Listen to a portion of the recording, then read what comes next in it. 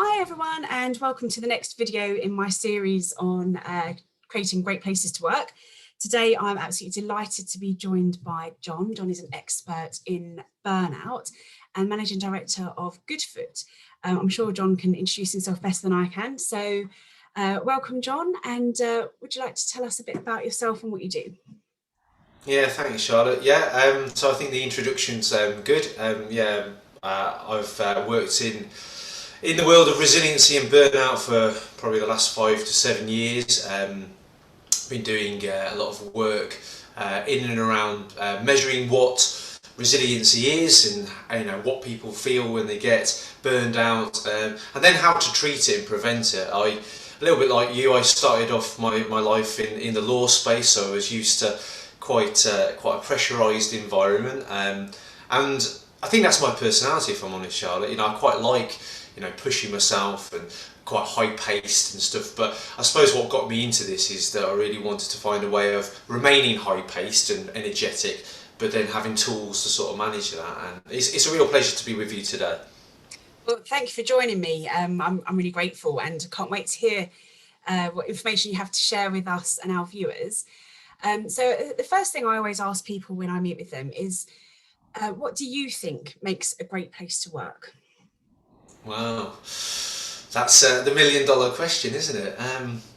For me personally, it's a place that you want to go to, and obviously we need to go to work, to earn money and pay bills. But I think a place to work that's really working well is somewhere where you want to go. You feel that your colleagues have got your back, that you're happy there, you're able to be yourself. You're not having to change who you are and pretend you're somebody that you're not. I suppose for me, work's also a place where you can achieve your dreams. And I mean, that sounds quite grandiose, oh, John's saying we should all be in this sort of like magical space, but I don't mean that. I think a workplace should be a place where it meets your values. You're able to get out of life what you want because you're in your job. I'm not a big believer in people just doing a job just to pay the bills. I think that we've got so many opportunities in this country, particularly now, coming out of lockdown. I think there's so many opportunities for a different way of working, different cultures. I think it's highly exciting. So I hope that's answered the question. That's really interesting, thank you. And I think one of the things that you mentioned at the outset was about working in a high pressured environment. And I think in my experience, anecdotally only, there's a fine line between pressure and stress. And so I'd be interested to hear your take on how you can perhaps build some resilience to help you cope with the pressures of work without it tipping too far into the stress area too frequently. Yeah, it's a good point. So you mentioned, you and I are quite kindred spirits in a way, that we're quite, energetic. We've both worked in law. You're in there at the moment, and we're both doing our Pilates classes and various things. How to operate in that positive stress zone rather than a distress zone. So positive stress is a thing that's known in psychology as eustress. So eustress is basically how we perceive stress, being positive, and I think there's a number of ways to do that, but I'm going to focus on the physical. So if I'm in a workplace, let's say I'm in a legal environment and I'm looking at my billable hours and I'm thinking, God, I need to get these hours in, and If I'm just battering my way through that day, I'm going to become less and less and less resilient, because that eustress is going to deplete, it will go, and I'm going to get into a thing called distress. Now, how do you build back eustress? We have to recharge. Now, the best way to do that is to bring in very small little breaks throughout your day. And I don't mean just randomly, I need to I mean structure it, put it in your diary, speak to your manager, or tell the partner, you know what, I need this every 20 minutes or an hour or whatever it might be. I'm going to have 5 minutes to walk around the office or whatever it is. And you don't go on your phone and go onto Facebook, you have a break. And I know for me personally that works very well. It may not work for everyone, but that idea of small breaks so you can come back and be recharged is what I would suggest. That's a really good point. I mean, some places are very open to that and appreciate the values in taking breaks and looking after employee well-being. Other businesses, less so. They're perhaps dragging their feet a little bit on that, or they don't fully appreciate how important that can be and how taking that time can really improve productivity, efficiency, engagement, that kind of thing. I mean, what else would you say businesses can do to help improve employee well-being? Well, yeah, there's many different ways that companies can help, improve the culture. I would always start with communication, if I'm honest. Whether that be through training the organisation or individuals about, how to communicate. Or whether it's about working with individuals, maybe coaching, to develop skills. I think there's lots of different ways that you can get to that goal, but I think having a focus on on building, team spirit, team connection, and communication is a fundamental value that I would suggest. Now, I mentioned coaching. I do think that coaching is a highly valuable skill. If I'm honest, I can't remember if it's in the legal space or whether lawyers have a lot of coaching, but in other industries that I work in, let's say energy and banking, coaching is quite a normal part of their business. And coaching can really help to draw out some of those skills you need for communication. You can do a thing, like role play. You can go through examples of how you might deal with conflict in a team. And you could, in real terms, go through how you might respond. That could also be, in a law firm, how you might engage with the client, and having a coach to draw out those sort of skills could be really good. But I think communication, training around communication would be my number one. That's really interesting, actually. I think that is something that's definitely lacking in many businesses, not just in the legal profession. And it's something that we could all do better. I, many years ago, was doing some voluntary work, and I received some training from the Samaritans about listening, and it's something that people do so badly. They listen to respond, not to hear. So I think Yeah. any training on communication is undoubtedly going to improve workplace well-being. So thank you for sharing that. I think that's something that's very, very often overlooked. So what do you do to keep your employees keen and motivated? Yeah, indeed.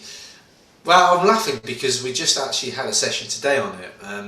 So, as well as doing many things, I'm accredited to run a lot of psychometric tests, and one of them is a thing called DISC Insights, DISC. It's basically a psychometric test that looks at personality types and profiles, and then looks at behaviours that go around that. So I've just renewed my licence in this area, and we, as part of our team, started to put the team through the DISC profile, because I've just done it. So I thought, well, let's everyone have the benefit of this. And it was really interesting because it brought out a lot of behaviours that we weren't aware of. Like with me, I'm doing a PhD, I'm running a business, I'm doing various things. The DISC profile said John needs to watch juggling too many balls. Because he's going to end up like not communicating well, he's going to burn out and all the rest of it. And I thought, that's so right, And for the other people in the team, other things came out, like what one lady had to learn to speak a little bit more in meetings because she tends to be quiet, and that's so true of her. And I think, I'm not suggesting everyone needs to go through psychometric tests, but I think having an awareness of each other's strengths and our personality types, and maybe areas that we need to be supported in, is really great. And I would suggest something like psychometric tests, or getting into knowing each other a little bit better and just trying to understand how do we communicate, can be a really great way of doing it. We built that in as part of a team building exercise. So we ran a session around DISC. We had our profiles. Then we fed back to each other. Then what does yours say? And how did you feel about it? So I hope does that answer your question? Yeah, it does. And again, it's a really interesting angle on it. I mean, I worked somewhere a few years back where we did some DISC profiling, actually. And it was really interesting to learn a bit more about myself, but also to see how the team can communicate with each other and how we can each play to our own strengths. So for me, I found that to be a really, really invaluable tool. we also was working with a coach at the time who recommended that we sort of had these daily huddles and things like that. And I see that in some businesses as well. What I've also seen though is that there really does need to be buy-in from the top, and this needs to be a cultural thing within a business, rather than just simply lip service. I mean, have you found the same thing, and how do you help the people you work with portray their values and cultures to their employees to make sure that everybody's, working in the same way and is happy and is productive and efficient at work? Well, if I had the answer to that, yeah, we could solve all the world's problems. But I think the main area that I would look at is working with the execs, or the partners, as well as the rest of the organisation. But like you said, if there isn't buy-in from the top, or if there is, let's use the term that's quite popular, role modelling behaviour. If the people at the top aren't role modelling these behaviours, what chance do you have? Because they're setting the tone for the culture of the organisation. So for me, there needs to be a top-down and a bottom-up approach, where if you're going to do any type of training or intervention or whatever it might be that you're doing in the workplace, got to be from top down and bottom up. The two have got to meet each other, and the training that you'd give the execs would be slightly different to the training that you would work on, in other levels of the organisation. And why is that? Because they've got different pressures, they've got different roles, particularly with the execs, having one-to-one coaching is really, really vital, because like you said, you want to embed those behaviours. Coaching is a great way of embedding behaviours, and that will cascade then down through the organisation. But then there has to be that bottom-up approach as well, is that, okay, you're role modelling the behaviours, now we're going to display the behaviours and we know what they are, so they feed in together. That's my take on that.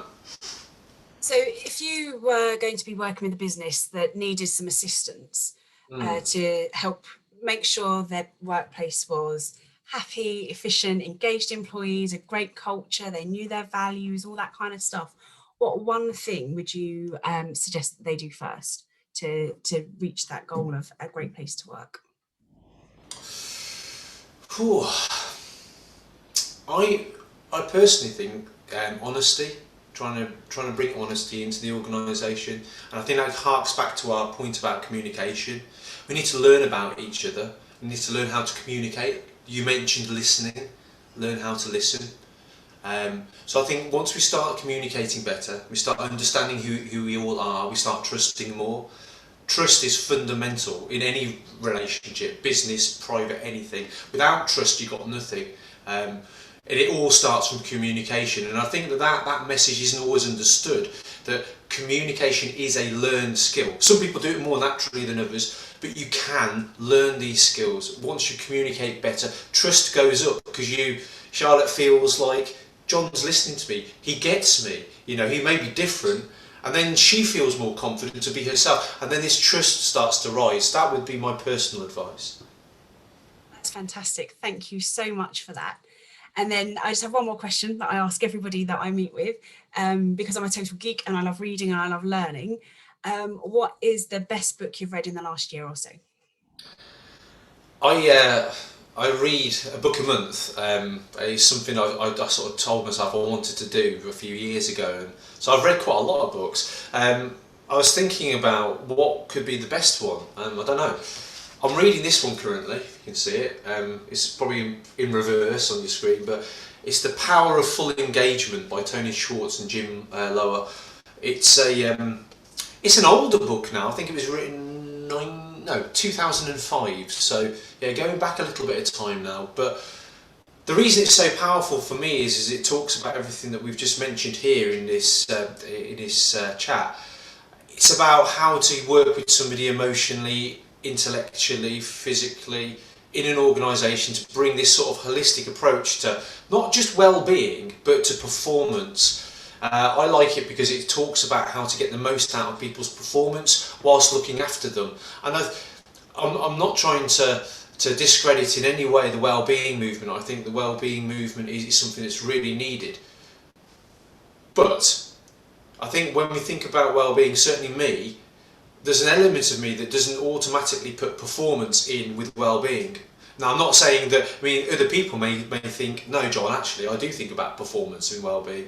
But for me personally, well-being is performance and performance is well-being. So I link those two together. And why I like that book is the book does the same thing. That sounds great. I'm going to definitely add that onto my reading list. So thank you for sharing that with me.